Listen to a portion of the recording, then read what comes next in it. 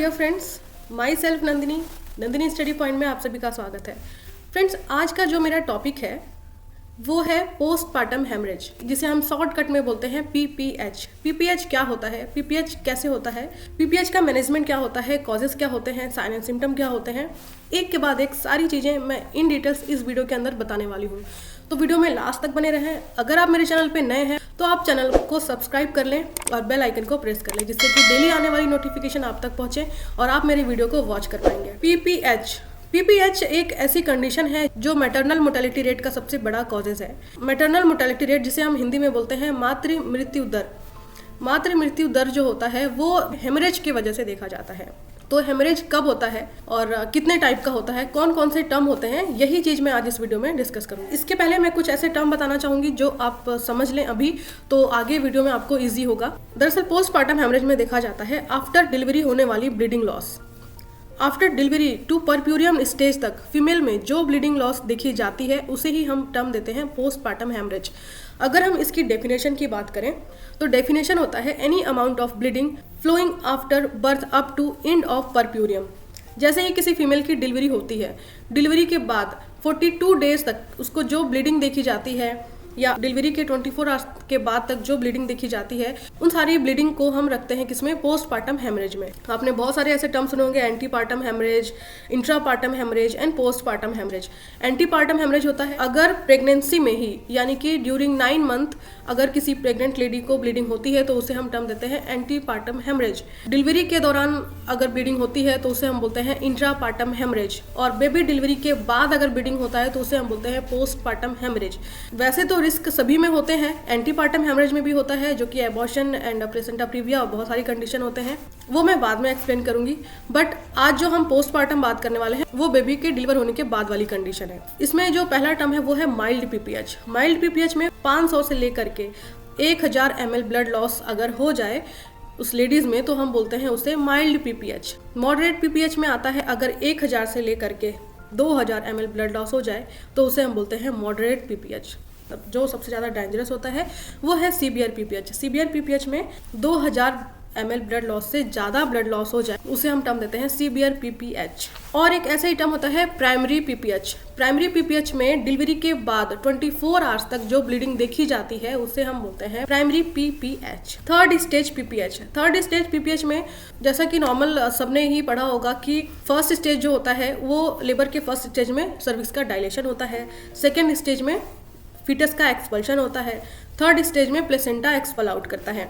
तो अगर फीटस के एक्सपल्शन के बाद अभी प्लेसेंटा का एक्सपल्शन नहीं हुआ बट उस बीच में जो ब्लीडिंग देखी जाती है उसे हम बोलते हैं थर्ड स्टेज पीपीएच। ऐसे ही एक टर्म और है ट्रू पीपीएच। ट्रू पीपीएच में हम रखते हैं bleeding after expulsion of placenta and up to 24 hours. मतलब प्लेसेंटा का तो एक्सपल्सन हो गया है, उसके 24 आवर्स तक जो ब्लीडिंग देखी जाती है उसे हम बोलते हैं ट्रू पीपीएच। और एक टर्म होता है सेकेंडरी पीपीएच। सेकेंडरी पीपीएच क्या है, अगर डिलीवरी के 24 आवर्स हो गए हों उसके बाद से लेकर के परप्यूरियम डेज यानी कि 6 वीक का जो टाइम होता है उसके बीच में लेडीज को बहुत माइनर से ब्लीडिंग होते हैं, कभी कभी ब्लीडिंग होते हैं। वहीं अगर बहुत ज़्यादा ब्लीडिंग देखी जाए परप्यूरियम डेज के अंदर तो उसे हम रखते हैं सेकेंडरी पीपीएच के अंदर।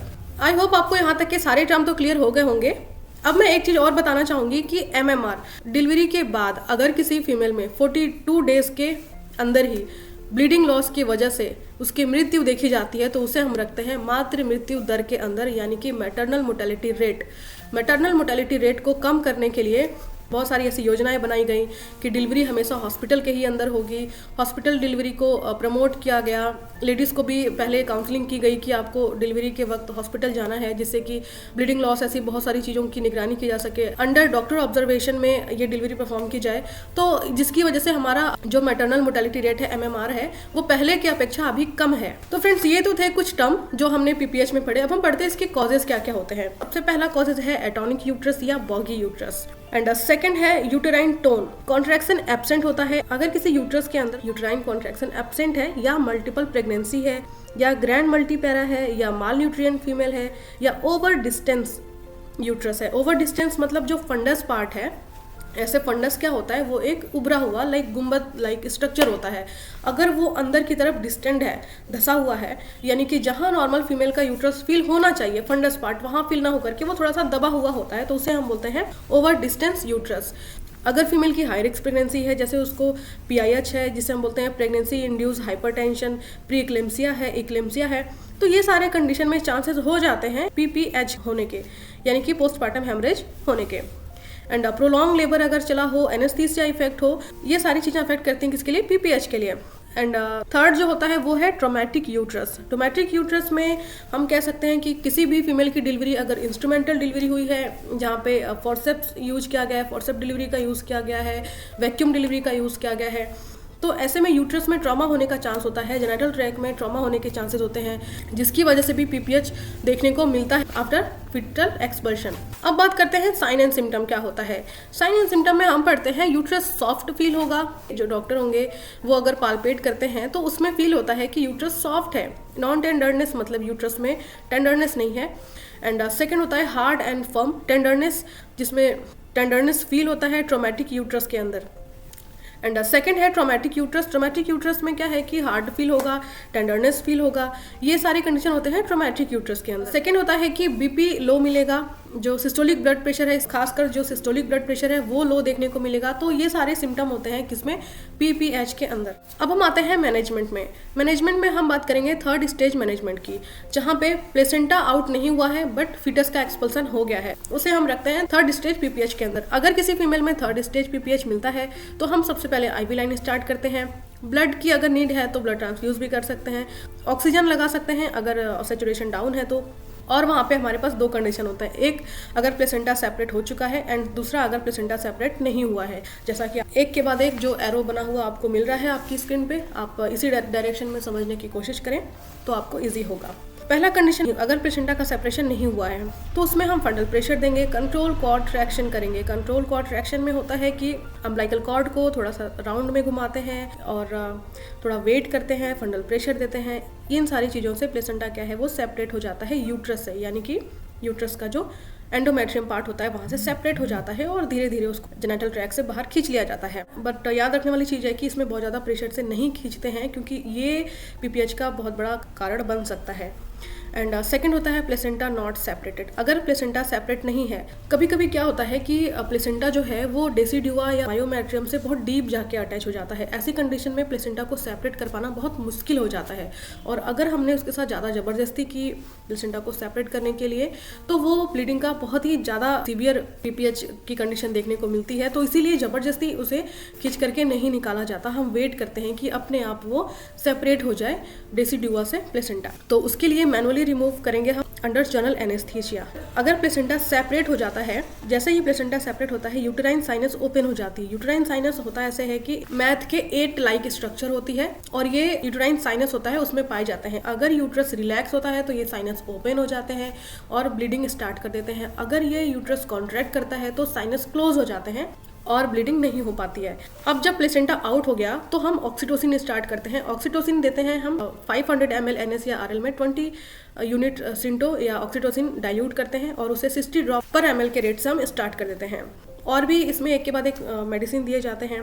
अब जब प्लेसेंटा सेपरेट हो ही गया है तो अब कंडीशन आ जाती है ट्रू PPH की। ट्रू PPH की इसलिए क्योंकि प्लेसेंटा जो है वो सेपरेट हो गया है, यानी कि अब बाहर आ चुका है, अब अंदर कुछ भी नहीं है, यूट्रस के अंदर अब कुछ नहीं है। तो इसमें क्या किया जाता है, पहले यूट्राइन मसाज किया जाता है, IV ऑक्सीटोसिन दिया जाता है, एर्गोमेट्रिन या जिसे हम प्रोस्टाग्लैंडिन्स बोलते हैं ये दिया जाता है 2.5 mg, मिथार्जिन देते हैं 2.05 mg। अगर ब्लीडिंग फिर भी कंटिन्यू है तो इसमें मिजोप्रोस्ट 1000 mg पर रेक्टम देते हैं। अगर इसके बाद भी PPH मैनेज नहीं हो रहा है, ब्लीडिंग कंटिन्यू होती जा रही है, तो हम इसे मैनुअली कंप्रेशन करते हैं।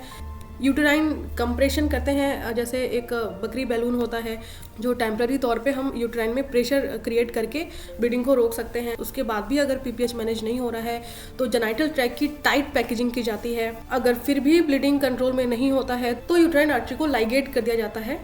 यूटेराइन आर्टरी को लाइगेट करने के बाद भी अगर PPH मैनेज नहीं हो रहा है तो हमारा लास्ट मैनेजमेंट ऑफ चॉइस होता है हिस्टेरेक्टमी, जहाँ पे यूट्रस को ही रिमूव कर दिया जाता है।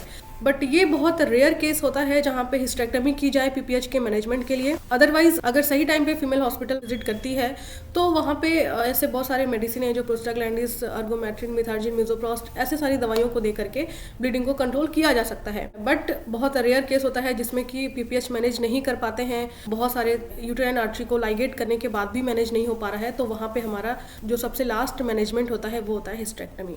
तो ये तो थे पीपीएच के मैनेजमेंट। और अब बात करते हैं कि अगर परप्यूरियम डेज में, यानी कि जो 42 डेज का टाइम है, जो परप्यूरियम डेज है जहाँ पे सारे जो रिप्रोडक्टिव ऑर्गन है उनका रिपेयरमेंट होता है, वो अपने प्री रिप्रोडक्टिव स्टेज में आते हैं, तो वहाँ पे अगर फीमेल को ज़्यादा ब्लीडिंग देखने को मिले तो क्या करना चाहिए।